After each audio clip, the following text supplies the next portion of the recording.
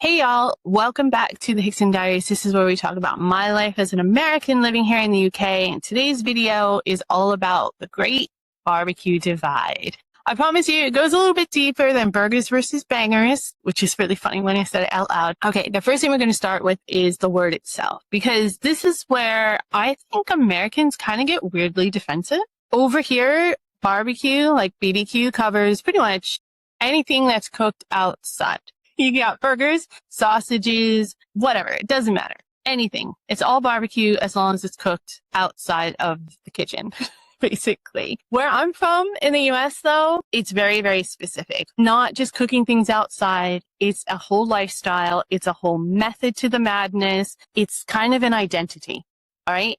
And depending on where you live in the United States, you have a different identity. Like Texas, it's all about brisket.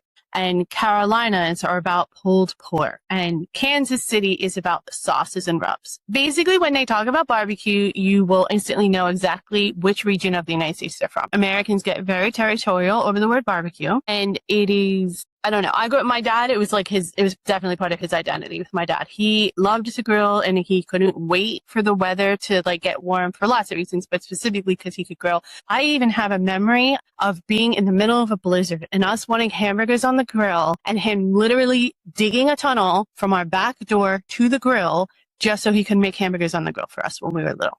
It was just his thing. I don't know.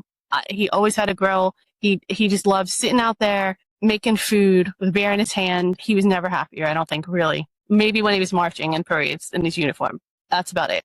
Depending on where you are in the US, you have all kinds of different sauces. You have marinades, you have rubs, and the regional loyalty to each of these is definitely apparent.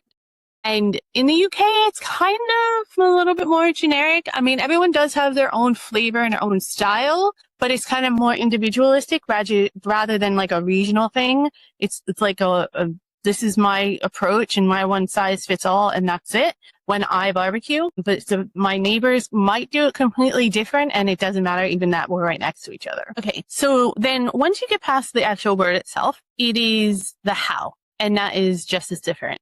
So in the United States, it's all about gas grills, okay, or smokers, if you're into that. But gas grill is the go-to. Very, very few people have charcoal grills in the United States. You turn the knob, you're cooking in like 10 minutes, you're ready to go. It's about convenience. You decide at 5 p.m. you're grilling, by 5:15, food's going. Flames up, you're all ready to go. Here, charcoal is still king, which is really funny to me. I don't know why. Maybe it's because I didn't really grow up with charcoal. Anyways, the thing that genuinely baffled me the first time I saw it was the disposable barbecue trays that they sell in the UK. I've never seen it before.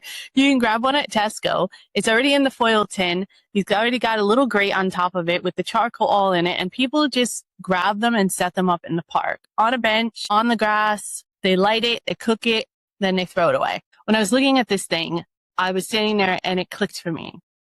Here in the UK, it isn't about the grill, the device. It's about their version of spontaneity, their version of a spontaneous barbecue, basically.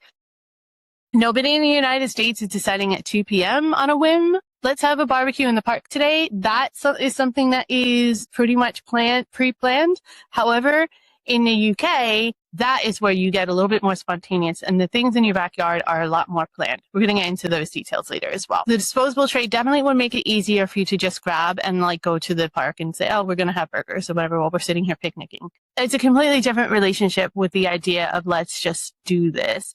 The next thing is the sausages versus hot dogs. Bangers/sausages are completely different than hot dogs. The banger, the British banger itself, is really the star of the show here. Different animal. They're much thicker. They have more herbs and flavor going on. There's way more to it than just a plain old hot dog.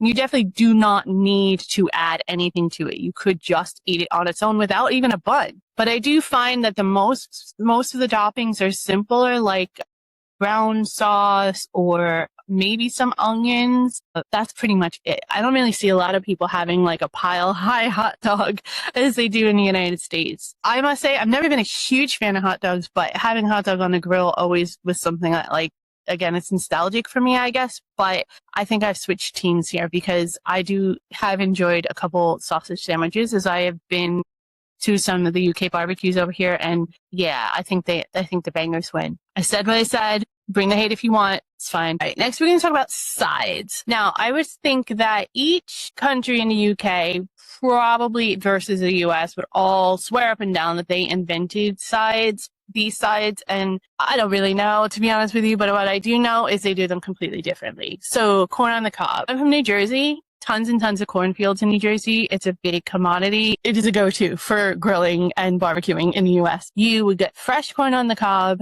You would grill it in the husk on the grill directly. Put a little butter and salt on it. Put the little tongs in on the end and just go at it. Sounds really nasty, but it's so good. Here in the UK, corn on the cob shows up, sure, but it's usually like boiled in water and just kind of left to the side. Also, you only have sweet corn here in the UK, and in the US we have white corn as well, which is not nearly as sweet, and it does have definitely has a different flavor, especially when it's grilled in a husk. So I don't know. It's not the staple that it is back home, and this is one where I think the US has got it. So here's a cultural one that actually says something a little bit bigger in my opinion. You know us, we always go a little bit below the surface in this channel. Growing up, a barbecue meant the smell hits the street and like your neighbors start wandering over, they grab a 6-pack or something they have in the fridge and say, oh, it smells good, what are you making? And they just kind of all of a sudden are there for the entire day. Nobody really invited them, but nobody really had to. It's understood if a relative or somebody calls you and they're like, oh, we're going to throw some stuff on the grill. Like it's implied that they're invited to come over and join you. This does not really happen here in Britain. The British barbecues are much more RSVP type of events. You know who's coming, you know at least a month in advance, you know roughly when, who's bringing what, if anyone else is bringing anything besides the host, and showing up uninvited just because you smelled what was going on the grill would just be blasphemy. Like, I don't know how British people react. I think they would definitely be in shock at the very least, if nothing else.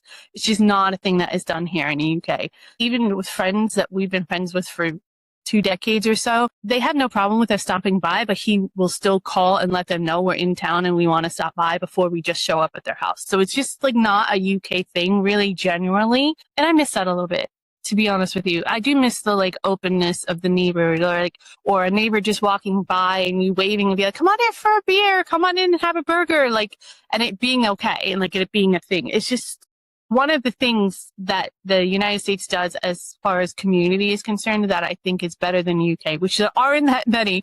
They are very few and far between, but it's that whole open door policy thing that the Americans do have when they're barbecuing in their backyard. And there is something nice about not knowing exactly who's going to end up in the backyard and where the night's going to take you in the end. Whereas in the UK, when the host is done, it is pretty much shut down and everyone's out. So it's not that it's not fun or anything like that. And of course, there's always exceptions to the rule, but it's a different vibe. That's all I can say. The thing is, though, for me, at the end of the night, where most of the plates are cleared and the people are just kind of lingering and finishing up their drinks so they can get home. I was at one the other day and it was winding down and I was just sitting there kind of taking in the atmosphere and it hit me. I stood there for a few seconds, just listening, waiting to hear what I consider the end of the night of a barbecue, and there was nothing to hear. Where I grew up, this is the part of the night where crickets take over. That thick layered hum that just kind of rises up in the dusk and goes on well into the night. You can't really ever find the crickets, but as soon as the sun starts going down, they're there. And they're joined by the fireflies, or lightning bugs. That's what we called them when I was a kid. You see them blinking at the tree line, and as a kid, you just start getting really excited. You would give me a jar. I want to catch the fireflies. It was a huge thing. The crickets and the lightning bugs in New Jersey, they're just in a huge abundance. Even in where we lived in Pennsylvania, they were just everywhere. I just remember catching them almost every single night in the summer when I was a kid. You see them start blinking, you run through the trees trying to catch them, and then you feel so excited when you do, and they're they sit on your hand and they're lighting up, and you grab a jar, you punch some holes in the lid, and you put them in there, and you run and go and find another one. And you just sit there and watch all of the ones that you caught and watch them light up in the jar at the night. And then, of course, eventually you would release them back into the wild. All with this hum of crickets going in the night. You know, even if no one else is talking to you, nothing else is going on. I've been told that there's crickets here in the UK, but I have not heard them yet. And I've been here for 3.5 years. This is my 4th summer, actually. And I've been here in the summer many times before, and I've never heard them. And I have to say, it is something I do miss. One of the few things that I miss about the United States, but it is a big one. I didn't know that there was like a sound and a specific sight that I would carry with me here to the UK that would mean more to me than anything else that I experienced living there in the US. I definitely never saw myself standing at the edge of an English garden, still kind of smelling the barbecue smoke in the air and feeling like I'm missing something that I never once thought I would miss. It's a different kind of quiet and darkness than I grew up with. I think there's little things like that about moving abroad that just kind of sneak up on you, even, you know, years later. Whenever you move somewhere new, the big stuff gets you, but it never lasts, right? It doesn't linger the way the little stuff does. You can get used to different food. You can get used to a different lifestyle, but you didn't know you'd miss crickets and fireflies.